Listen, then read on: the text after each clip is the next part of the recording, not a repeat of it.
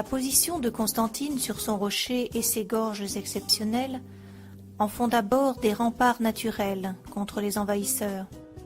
Mais les différents occupants ont bien sûr réalisé des lieux de franchissement des gorges. Les Romains d'abord, les Français ensuite ont lancé des ouvrages d'art sur l'abîme du Rumel, cette oued impétueuse circulant au fond des gorges qui encerclent Constantine.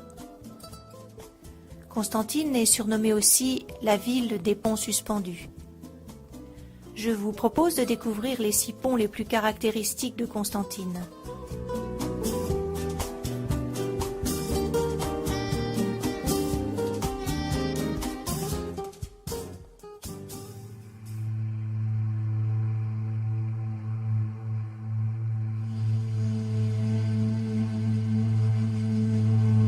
Le pont du Diable marque l'entrée des gorges hautes, à cet endroit, profonde de 66 mètres. Ce pont est uniquement réservé aux piétons. Il semble que son nom vienne du bruit infernal que produisent les eaux tumultueuses qui pénètrent dans les gorges à cet endroit. C'est de ce pont que l'on accède au chemin des touristes, promenade qui parcourt les gorges sur toute leur longueur pour déboucher près du pont des Chutes.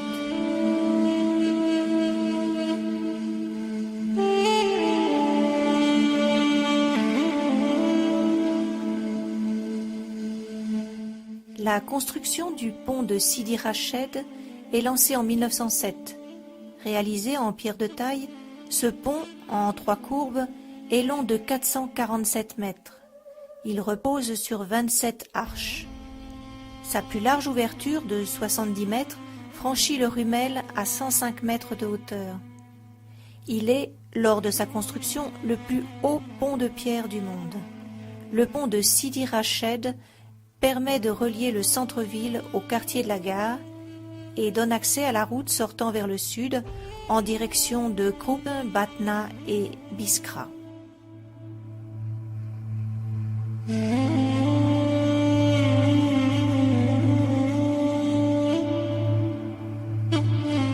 La passerelle Perego illustre la technique des ponts suspendus et peut être considérée comme le modèle réduit du pont de Sidi Msid.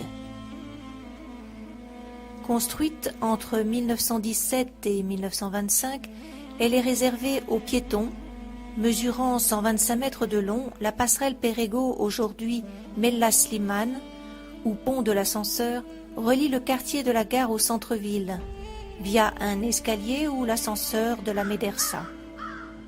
Lorsqu'elle supportait beaucoup de monde, cette passerelle se balançait doucement, dans le sens vertical, surtout s'il y avait du vent, et au milieu des corneilles. C'était très impressionnant.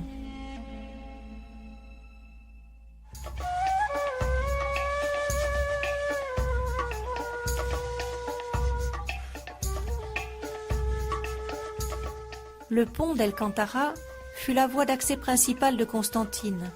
Il fut le lieu des principaux assauts de la ville.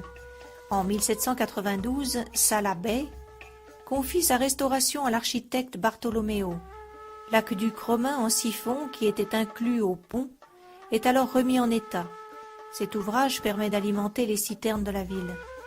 Le 18 mars 1857, le pont s'effondre, après le passage d'un détachement d'infanterie. L'aqueduc est également emporté dans l'éboulement. Après 3 ans de travaux, l'ouvrage est accessible en 1863. Le quartier proche du pont s'appelle Bab el-Kantara, soit la porte du pont. En effet, le pont était bien fermé par une porte. On peut encore apprécier les éléments de cette porte le long de la route de la Corniche. Le pont d'El-Kantara mesure 128 mètres de long et domine le Rumel d'une hauteur de 125 mètres.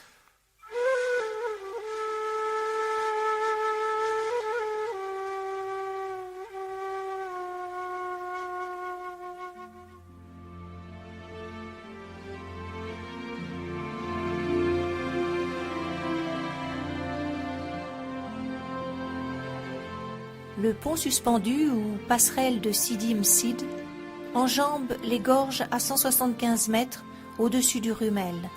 Cet ouvrage est long de 164 mètres, large de 5,70 mètres et supporte une charge de 17 tonnes.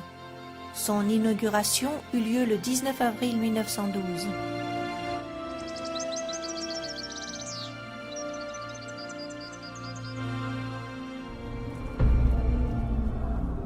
Et voici Constantine, la cité phénomène, Constantine l'étrange, gardée comme par un serpent qui se roulerait à ses pieds, par le Rumel, le fantastique Rumel, fleuve d'enfer, coulant au fond d'un abîme rouge, comme si les flammes éternelles l'avaient brûlé. Il fait une île de sa ville, ce fleuve jaloux et surprenant. Il l'entoure d'un gouffre terrible et tortueux, aux rocs éclatants et bizarres, aux murailles droites et dentelées. La cité domine des vallées admirables, pleines de ruines romaines, d'aqueducs aux arcades géantes, pleines aussi de merveilleuses végétations.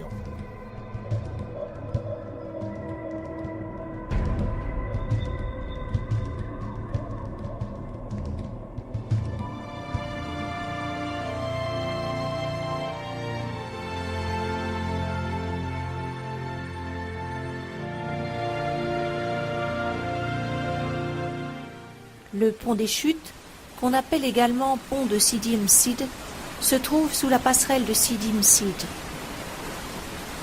Les eaux de l'Oued se précipitent alors en plusieurs chutes, d'une hauteur de 80 mètres, vers la plaine du Hama. À cet endroit, le panorama qui s'offre à nous est saisissant.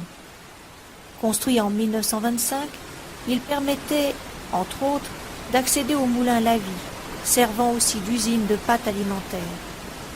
Il est également le lieu du débouché du chemin des touristes.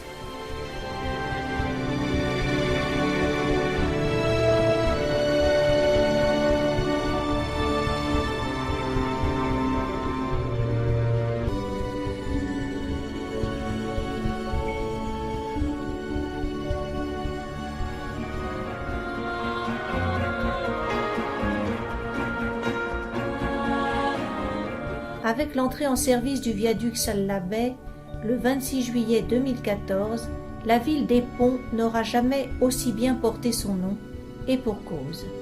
Le Transrumel, en plus d'être le 8e pont de Constantine, en est également le plus long. 756 mètres pour le viaduc principal, 4,3 km en comptant les connexions et les accès, et surtout, le plus impressionnant. Reposant sur 8 haubans et culminant à 130 mètres, le viaduc Salah Bey permettra dans un premier temps de faire la jonction entre le Vieux Rocher, au niveau de la place des Nations Unies, au plateau du Mansoura.